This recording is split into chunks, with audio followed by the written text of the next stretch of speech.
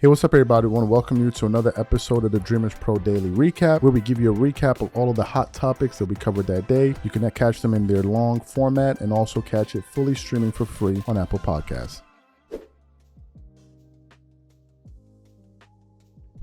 There's been this conversation going around about who has a bag, who doesn't have a bag.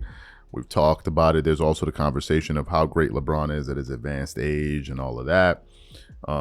But then LeBron himself has talked about not really needing the bag and why people shouldn't focus on the bag. I'm like, why are you giving this advice? Like, is every NBA player going to be 6'9" with those physical attributes, strong, fast, whatever? They're like, come on, we all like, come on, let's stop the nonsense. We even posted videos on the channel yesterday of Michael Jordan teaching his signature moves, Kobe Bryant teaching his signature moves. Like, let's stop with the madness, right? But a lot of people marvel at the greatness of LeBron at his advanced age, and it is pretty impressive.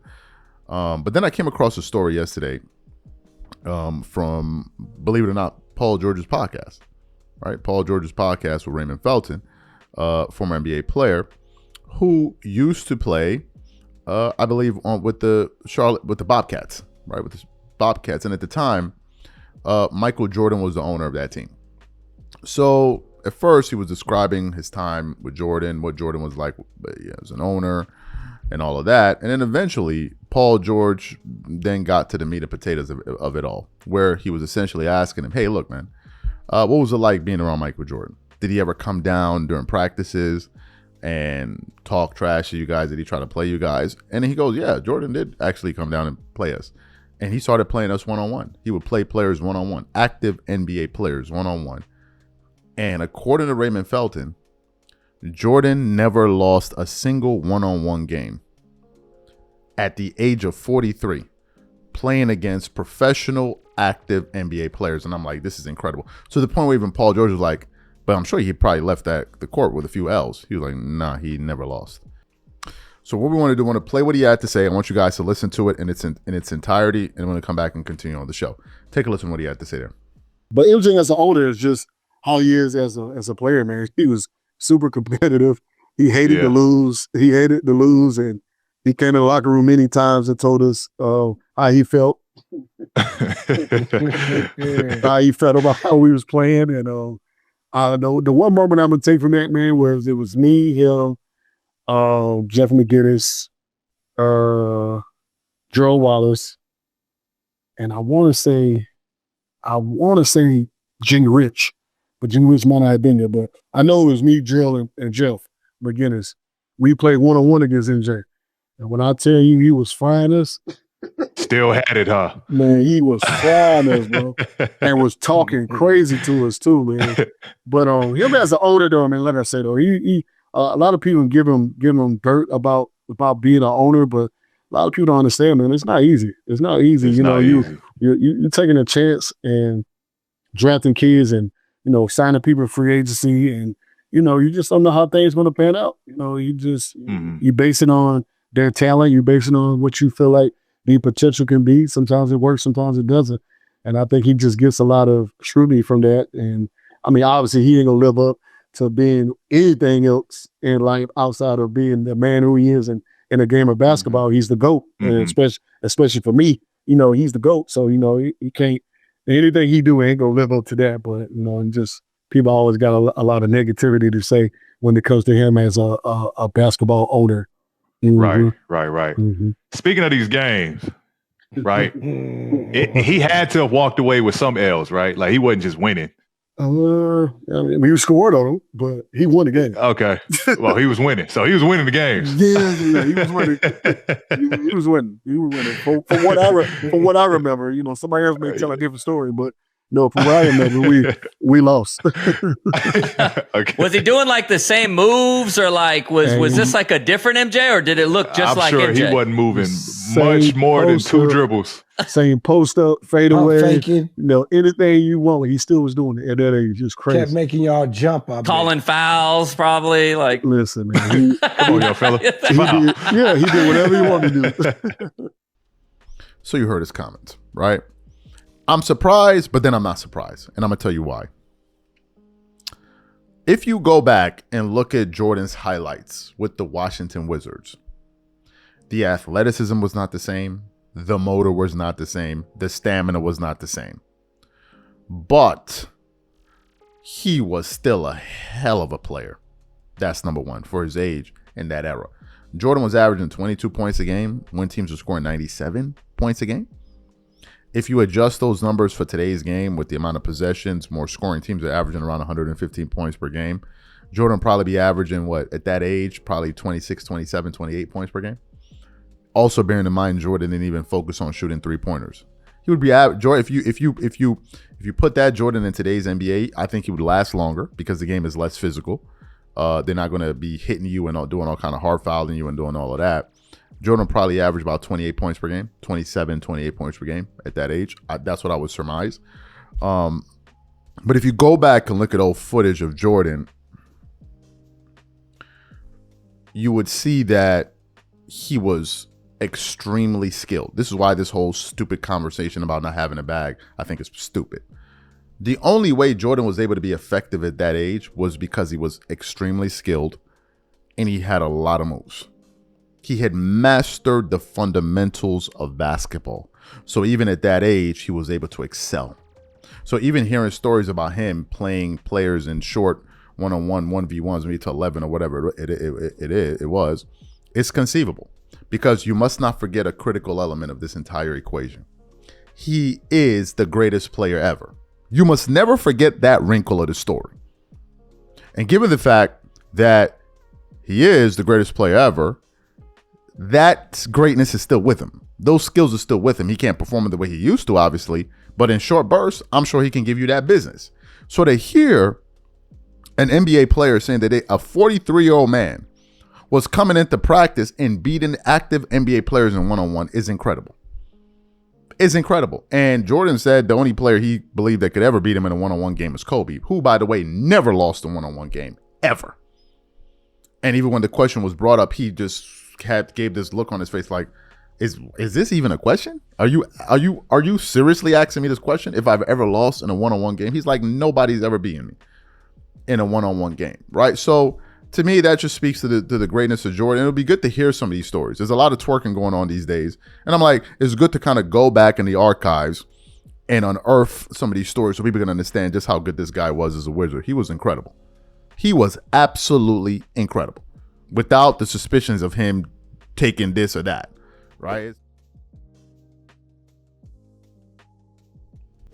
Let's get into this topic here. So yesterday we produced a show reacting to some comments that Kyrie Irving made when he was coming to the defense of Karl Anthony Towns. People have reacted to it the way that they decided to react to it. So we're just kind of going through out there to see what was being said. And I came across some sound here, just by happenstance, literally. I was just scrolling through TikTok, and I came across some sound from Kyrie Irving, kind of exposing some of the fake activism that we have that goes on in the NBA and sports in general, right? And people in general. Now, if you know anything about Kyrie, I wouldn't call Kyrie an activist. I would say that Kyrie Irving is someone that is principled, that stands on what he believes, and is not afraid to be the man on an island by himself. If you go back and look at him historically, Kyrie is not afraid of going against the grain. Whether you agree with him or not is one thing, but he's just somebody that's just when he's firm in his convictions, he's a man of conviction. Let's put it like this. Going all the way back to the mandate, when I think this was during his Brooklyn Nets days when they said in order for you to play, you need to get vaccinated. Kyrie Irving refused, right? He refused, and a lot of people got on him. A lot of people supported him. That was one position that he took. He's taken many other positions in the past. The last one that he got himself, when he didn't get himself, and I think people put him in some drama, was when he was essentially attacked for putting out a tweet in which he didn't say anything, and then people started calling him an anti-Semite, and it just ballooned into this mess of a situation. His former governor of the former team he used to play with, Joe Tsai, started to reprimand him, and then people were just piling on him. Even LeBron James was piling on him, all kind of crazy stuff, right?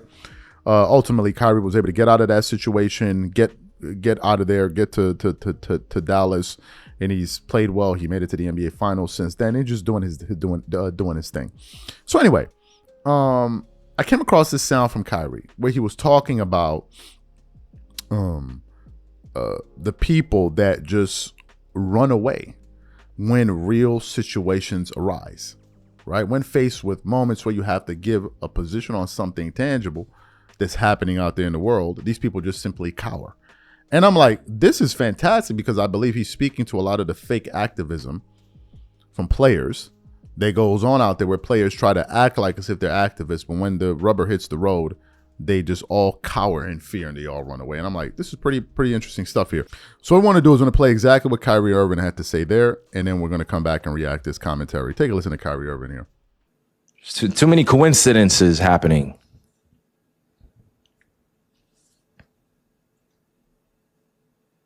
Yeah, I'm in these rooms. Yeah, right? Where everybody wants to be famous. Everybody wants to be a billionaire. Everybody wants the money. Everybody wants the best girl in the room. Everybody wants to be cool.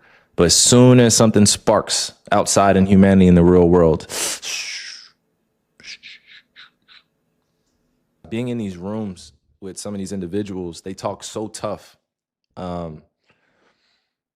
about what they want to do and how they're going to change things. And then, eventually they run into something more powerful where it stops them. And, I don't need to go into more detail. You guys know in this chat. But it's crazy to watch somebody you looked up to kind of downplay who they are and downplay their position on this earth. That's really what I'm getting at. When I see people in my community or people from my community shrink, because I've shrunk in the moment plenty of times, and felt like I had to be more apologetic instead of strategically prepared. That makes sense. So you heard what Kyrie had to say. What are my thoughts on this? Look, we can look at this from the micro, macro level. Okay, if we look at it from a sports standpoint, all right, let's start from a sports standpoint, micro, and then go macro. On a micro level, on a sports level, there are a lot of people in sports that I personally believe that don't say what they believe. I believe a lot of people are grifting in sports media. I think that you seldom get an organic take from people where you hear exactly what they think. I think a lot of people have marching orders, they dance the scripts, and they don't really say what they say. I think behind closed doors, they say what they truly mean, but out in the open, they're just up there twerking, right? They're just up there twerking it up. Let's get to the second level of this. If you look at the NBA as a league, the NBA is a politically active organization. Yes, they have players and all of that, but when it came time to take certain political stances, the NBA has been front and center where they have been pushing their beliefs, which is fine, by the way, right? If you have a belief, push it, right? Just understand it, they're give and takes with that. There are pros and cons to that, where people may shy away from you and pull away from you because your views don't align. But anyway, the NBA has done that. But then you have situations where, for instance, like Black Lives Matter. The NBA will go out there and say a few things. Players will now be very vocal about certain things. But when other things occur in society, you don't hear a mumbling word out of any of these guys, right? That's what Kyrie's talking about. Now, let's talk about it from a macro standpoint. Look at what's going on in the world. For example, look at what's going on right now in the state of California. It's an absolute mess. Okay. And this is something that I'm tracking from afar. I'm following these stories very closely, but from afar. And you essentially have the situation where you have illegal immigrants being rounded up left and right. And I guess the way that it's being done, the way that it's being conducted by ICE,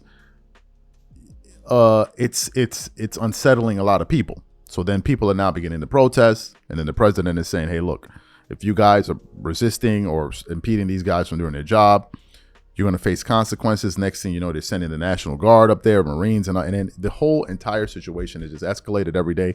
I'm opening up my computer or my phone. I'm seeing new footage of just what's going on in California. And it is looking like a state of emergency, but not just in California, by the way. What's happening across the United States? Protests are just breaking. I mean, it's crazy what's going on in America. It's crazy. It is absolutely crazy, right? But I got to say this. It's in the spirit of being Americans, man. That's one thing I'll give Americans. That is one thing I will give Americans more than a lot of other countries in the world. And I'm being serious. things will be going on in a country or a lot of countries where the people are afraid to stand up to the power structure. They will just take it. But Americans, they always fight. They always protest. No, you're not going to do this to me. Oh, you're not going to do this to me. They always protest. That's just the fabric of what it is to be in America. And this is no different. This won't be this ain't the first protest, and it definitely will not be the last one. If people feel like they don't agree with something that's going on in the United States, they're going to protest. This ain't the first time, right? There are many instances. So I give Americans credit from this standpoint. When they feel like something isn't right or it doesn't sit well with them, they're gonna make their voices heard, and I think that's a good thing. Some people say, "Oh no, it can lead to." I get all of that, but let me tell you what's worse than that. Silence is compliance. Not saying nothing and disagreeing with things going on around you and remaining mute can lead to even more devastating circumstances. Trust and believe you me. I'll give you guys a practical example of what I'm talking about. I live in Nigeria. A number of years ago, there were some protests that took place in Lagos, Nigeria, where students were protesting young people were protesting how they were being treated by certain law enforcement who was targeting young people because maybe they thought that they were, doing wrong things, and they would just be harassing people. You can be just going down the street, police can walk up on you, give me your phone, open up your phone, just harassing people. So young people eventually got fed up. They're like, this is crazy. You guys are harassing us. What is this? So they now went to go protest by the Lekki toll gate. Go punch in your computer, Lekki toll gate case or whatever it is, situation or whatever. The people started protesting. Do you know what the president of the country said? You will not protest. Do you know what the next thing that happened? Armed soldiers went on there and started opening fire on them. Started deleting them off the face of the earth, to the point where remember even the U.S. stepped in and said, told the Nigerian administration, don't kill your own citizens, right? So for those people saying, oh man, that's what it will lead to. So people don't know what they're talking about. Because you haven't lived in countries where governments rule with an iron fist. You haven't lived in those countries before, so you're saying that. So you better be happy for the fact that in America, you at least have an opportunity to voice your opinion and the government won't throw you in jail. That is something that a lot of people in other countries don't get to enjoy.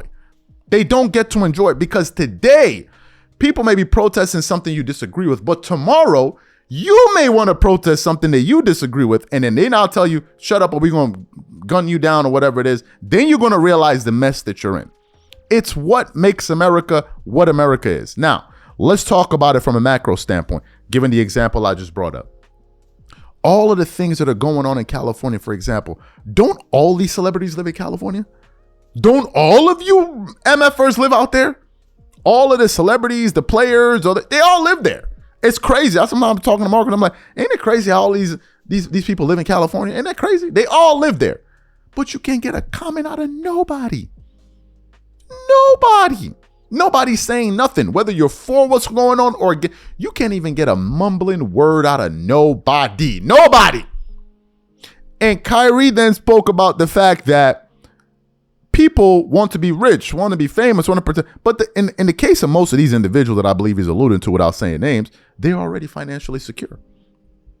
They are already financially secure. What I have discovered is this. There are a lot of people in the United States that have financial freedom, but are slaves. They are petrified to give a viewpoint on anything. Do you know why? Because even if they've amassed 10, 20, 30, 100, 200, 300, 400, 500, 600 million, they're still afraid to lose that money or whatever money they may get in the future. So they just remain perpetually silent. But then when a situation arises where they can give a political view or try to get behind a political agenda where they know if they go and give this view or campaign in this particular direction, and they know that if there's backlash and won't affect their dollars, they'll do it. Oh, get behind this. I'll do this. Get behind that. I'll do that. That's what Kyrie Irving is talking about. Kyrie is a man of his convictions, folks, whether you like him or not. I don't 100% agree with everything Kyrie Irving did because I'm not a follower, but he is a man of his convictions. He was willing to take whatever consequences that came with his actions because he believed what he believed. How many NBA players would have did what Kyrie Irving did in 2020 or 2021 with the decide not to get vaccinated? How many?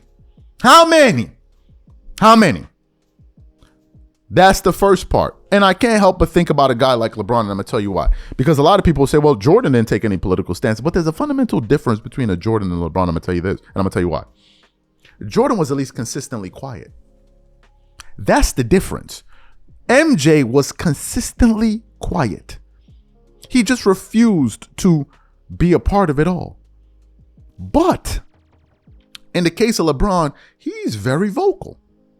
He's very, very vocal. He talk about that. He'll talk about this, what's going on there, what's going on there. He'll talk about this, what's talking about that. He was talking about I forgot what thing he got behind, but when they asked him about what's going on in China, everybody should shut their mouth. It's like, whoa, wait a minute, man. Whoa, wait up, hold up. That's when you get yourself in trouble. Because if you're going to talk, well, talk it out. Say, what's your thoughts on this? What's your thoughts on that? Or you just picking and choosing. You're just picking and choosing. But Kyrie is right. There are a lot of fake activists out there. A lot of fake activists out there. I can understand if you ain't got your money up and you want to protect your bag and you don't even have a bag yet and you're trying to build a bag and then go out there and say, which that's one thing. I totally get that. Nobody's going to throw away their financial future just because they want to start giving harsh critiques on various issues. I get that. But if you're financially secure and you're still running and hiding, you're pitiful. I'm sorry to say you're pitiful. You're pitiful.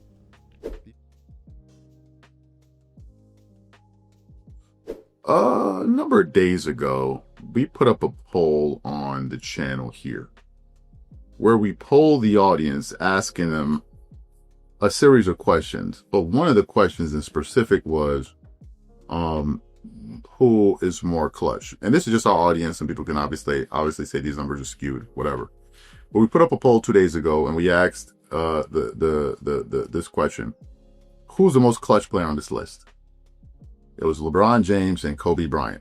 And out of the 16,000 voters, 92% said Kobe, while 8% said LeBron James. It generated a lot of comments, about 700 comments. People were in there. People were in there insulting each other, which is, I think, what makes the channel so great is the community discussions, man. Like, people be in them comments, man, flaming up each other, right? It's just so funny, right? So we spoke about that. We even did a live about it, where some people were trying to suggest that somehow LeBron and Kobe are like similar clutch players. I'm like, you're insane. Kobe Bryant has 36 game winners, right? We even linked the video for people to watch it on that live. But it seems like I'm not the only one that feels this way. It seems like former teammate of LeBron James and Kobe Bryant, Dwight Howard feels the same way. And he took a crazy shot at them. It was an article I saw on Fadeaway World with the following headline: Dwight Howard wouldn't give LeBron James the ball late in the game. I'm giving it to Kobe. Okay, so let's continue on with the article. It says, former NBA star is among the few who have gotten the opportunity to be teammate with both LeBron James and Kobe Bryant. So when Howard appeared on the Club 520 podcast, he was unsurprisingly asked who he considers the better player between James and Bryant. Everything combined, you give it to LeBron. Howard said, scoring-wise, I got to say Kobe. If it's late in the game, I'm giving the ball to Kobe. I'm not going to give the ball to LeBron in the late game. I'm going to give it to Kobe. Howard believes James is the better player, but considers Bryant to be more clutch than him. He isn't the first to give this take and won't be the last. James has had a reputation for not being clutch, primarily because he often passes the ball rather than taking the last shot. The 40-year-old has always insisted on making the right play in those situations, and that has led to this narrative about him being scared of the big moments being formed. The fact of the matter is, though, is that he has delivered in those moments fairly often. James has made 8 go-ahead game-tying shots in the final 5 seconds of a playoff game. That's more than anybody since 1997, and has been relatively efficient too, shooting 40% as a Bryant, who went 4 of 18 at 22%. James and Bryant are also tied when it comes to game-winning buzzer beaters with 8 each in their careers. Only Michael Jordan has 9. These numbers make it pretty apparent James is an incredible clutch performer, but he's never going to get the respect he deserves for that. Howard did name him as the best player of the two, at least, and the resume shows that too. And then James goes on to this and this and this, and then Dwight Howard and difference between okay, so the article then goes on to their usual LeBron James propaganda, which I'm not going to get into. I want to quickly reference something quickly, because some people wonder, hey man, why doesn't the Dreamers Pro get into the in-depth stuff and this and this? Let me break it down for you guys quickly. For those of you who have been, let's say for those of you who have been subbed to the channel since we had 20,000 subs, y'all know we used to do these long, drawn-out basketball shows, man, where we would dive into the numbers, crunch the numbers. I mean, we would really delve into the X's and O's of it and really break it down to the ground, to the flow and how and all that stuff, right? We really used to get into the meat and potatoes of basketball analysis and really delve into the data. Why did we stop doing that? For a few reasons. Number one, it was extremely time consuming. Extremely time consuming. That's number one. Number two, given the fact that at the time, our system wasn't as streamlined as it is now, it would just take too long to produce those shows. It would just take hours and hours and hours uploading all that stuff. So I'm like, after a while, this is not worth the hassle. Number three, people would watch, but by and large, people didn't really want to watch that as much. People wanted to hear stories, what's your opinion on stories. They didn't really want me to get into the data, the crunching of numbers and all that. I'll also say this, because I saw a show about this yesterday on Sports and Fitness Rants, and he brings up a very important point. He was talking about a back and forth that I had with Low, Legend of Winning. Not really a back and forth. Son tried to jump me. I don't know where he came from, but anyway. And he pointed out a few things which are true. He spoke about the fact that when it comes to basketball knowledge, in terms of the history of the game, he goes, Too Raw for TV has more, Too Raw for Sports, has more basketball, like, historical knowledge. That's a fact. He does. He knows more about basketball history than me. It's a fact. It's not even disputable. So does Sports and Fitness Rants. They do, because these guys, they just spent more time in it. Sports and Fitness Rant's a little bit older than me, so he was watching basketball a little bit more before I started watching ball. So these guys have an advantage over me. But over time, I was like, okay, do I need to? But then I just realized that, look, we can all kind of specialize in different things. I learn a lot from those guys when they give me some of the history and all of that. And I think that people are getting that information from them, and they're doing a good job with that. So I don't need to now repeat what they're doing, because I can get the information from them. And more importantly, they're filling the gap. They're educating a lot of NBA fans, and I can just kind of do what I'm good at. Not to say that I can't study it and all of that, but there will be no need, because on our channel, people generally don't gravitate towards it like that, just based off of the work, what I've seen, like all the content we produce, the hundreds of videos. I remember, go back and look at our old catalog. You'll see these 20-minute videos breaking it down, like really getting into it. And they're very fun videos, by the way. Very fun videos to produce, because you really get into the data and you research it, and you're very fun, but extremely time consuming. And it's just not something that's going to work for, maybe in the future we'll get into it. But for now, that's just not what we're going to work with. In terms of what Dwight Howard said there, look, that's his opinion, right? A lot of people feel the way about LeBron in the clutch for a few reasons. Goes back to him not really having a great offensive arsenal that can aid him in late game situations, right? That's one thing. You have the fact that he used to run from the free throw line early in his career. You have that. You have the finals in 2011. You have that where he capitulated. I think one of the games he scored 8 points in the finals game. So these things kind of followed him. Over time, he has redeemed himself to a certain extent, hitting some game winners here and there. But by and large, that seems to be the perception of him. Will it change? Probably not. Probably not. I could be wrong. But these are... As you guys know, for people that have been following this channel for some time now, we chronicled the fallout between Michael Jordan and Scottie Pippen. And it really all kicked off during an interview that Scottie Pippen did a number of years ago I think this was after the Last Dance docuseries where he just went on this tirade and just started tearing down Jordan and saying all kinds of things. And then from that point forward, things just got messier and messier and messier, and we covered it every single step of the way. And then what would happen is things would kind of simmer down, and then periodically Scottie Pippen would pop up again saying one crazy thing or another about Michael Jordan. So this morning, I'm just kind of looking for what to talk about. And I came across a few articles here from yahoosports.com. One of them with the following headline, which is the one that I really want to focus on today, said, "A lot of players found it really difficult." Scottie Pippen says some Bulls players weren't happy that Michael Jordan returned in 1995. The moment I read that headline, I said to myself, you have got to be kidding me. You really have got to be. Like, here we go again with this nonsense. Here we go again with this nonsense. And I said to myself, okay, this is something worth really delving into. Okay, so let's get into what this article says. It said a lot had changed from when Michael Jordan first stepped away from the game in 1993 to when he returned in March 1995. The world was different. The NBA had begun a quiet shift, and so had the Chicago Bulls. With Michael Jordan playing baseball, the Bulls had gone from an empire to a team trying to find its new identity.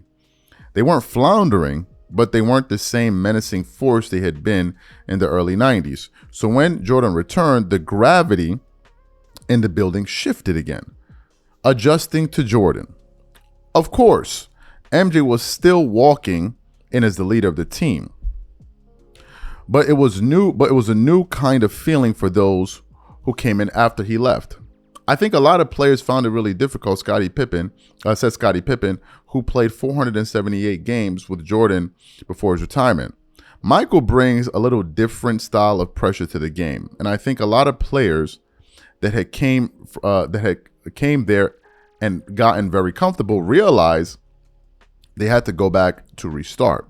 Players like Luke Longley, Steve Kerr, Bill Winnington, and others had walked into a post-Jordan locker room and slowly began carving out space, forming chemistry with Pippen as the team's unquestioned leader. Longley had been adjusting to the league's physicality and was slowly growing into his role as the Bulls started a starting center. Kerr, coming off a productive 1993-1994 season, had started to insert himself as a reliable shooter. But Jordan's return didn't come with time to adjust. It came with urgency, with championship weight. And for players who weren't part of the first three-peat, that meant recalibrating expectations and relearning the language of greatness, taking control. Jordan's return in 1994-1995 season sparked hope, but not magic. He showed flashes of his old brilliance, even dropped in 55 points on the Knicks at Madison Square Garden just 5 games in. But Russ doesn't respect reputation. In the playoffs, the Magic exposed what the Bulls lacked: rhythm, depth, and cohesion. Chicago lost in 6 games, and that stung. By that point, the chemistry that had been carefully built under Pippen's leadership had to be reconstructed, not torn down, but reimagined. Players were relearning how to function around Jordan's relentless standards. "We're not just walking into Scottie's house anymore," said Pippen, reflecting on that adjustment period. "It's Michael and Scottie's house, and we have to sort of change how we do things around here as far as our comfort zone." Okay, so let me get into the second article. It says, Scottie Pippen changed a lot of things for the Chicago Bulls. Gary Payton agrees with John Sally that Pippen was the best all-around player in the 1990s. Says this: in the presence of Michael Jordan, Scottie Pippen was hardly the most popular name when mentioning the Chicago Bulls dynasty. The headlines, shoe deals, and cultural iconography were all wrapped around Jordan's legendary fire. But the story often read differently for those who shared the floor, who lived the wars and tracked the subtleties behind the banners. The glue wasn't always flashy, but it held everything together. Pippen's impact. John Sally, who won championships rings with the Bad Boy Pistons and played alongside Jordan and Pippen in his late career, has long respected the architecture of greatness. He credits Pippen as the real engine behind Chicago's shift from talent to triumph. the sentiment caught some more traction when Hall of Famer Gary Payton, a defensive juggernaut in his own right, backed Sally's claims with no hesitation. I agree with that. Yes, Pippen said. Scottie Pippen changed a lot of things for the Chicago Bulls. If he wasn't there, I don't think they would have won a lot of those games because he did guard the best player. He made the crucial plays. He got the crucial rebounds. He got the crucial blocks and things like that. I think that's what John Sally is really saying. Now, a few things here. The reason we're addressing this show is because it goes back to these narratives, right? That Jordan was this tyrant, this horrible guy, blah, blah, blah, blah, blah. He was there to demean people, oppress people. And then you have these other talking points like, oh, Scottie was the real best all-around player in the NBA and blah, blah, blah, blah, blah, blah, blah, blah, blah, blah, blah. Oh, how Michael Jordan held Scottie Pippen back. And, if Scottie Pippen had the opportunity to go out there and just be free on his own, let me pull this up here, be free on his own, he would be his own man and he would really show the world what he was all about. Let me give you guys Scottie Pippen stats in the absence of Jordan when he was the number one option. Definitive number one option for the Chicago Bulls. That season, Scottie averaged 22 points per game, 8.7 rebounds, 5.6 assists, 2.9 steals, 0.8 blocks per game. So in the absence of Jordan, when he had full control over that unit, where he could do essentially what he wanted to do that year, those were his numbers. Are they bad numbers? Hell no. They're fantastic numbers. But do any of these stats say to you that, man, you can really see how Jordan was holding him back? You can really see it. Now, he shot a great percentage from the floor, 49% from the field, 32% from the three-point line, while shooting, what was his free throw percentage? 66% from the free throw line, right? So now the narrative is, well, Jordan was just out there scoring. But the guy that really did all the dirty work and all of that was Scott. Who made more defensive teams? Was it Scottie Pippen or Michael Jordan? Who made more defensive teams? Was it Scottie Pippen or Michael Jordan? The answer would be Jordan. Who won the defensive player of the year between the two of them? Was it Scottie Pippen or Michael Jordan? Who had more assists between the two of them? Was it Scottie Pippen or Michael Jordan? Some occasions it was Jordan. Who led the team in scoring? Who was their closer? Who's their emotional leader? Who was their driver? Let me ask you guys this question, and this summarizes everything. Who pushed who? Did Scottie push Jordan or did Jordan push Scottie? I repeat it once more. Who pushed who? Did Scottie push Jordan or did Jordan push Scottie? We've even done shows where Scottie was like, man, I let Jordan down in the clutch, and in these moments I let him down. But when did you hear stories about Jordan letting down Scottie Pippen? When? Like, we got to stop the nonsense, bro. Scottie Pippen is an all-time great top 50 player of all time. But look, whenever you go on these campaigns and they try to paint this picture like, oh, Jordan was this and Jordan was that, you always end up losing because people saw what they saw. They saw what they saw, bro. Like, let's stop the nonsense. Like, we got to stop at a certain point.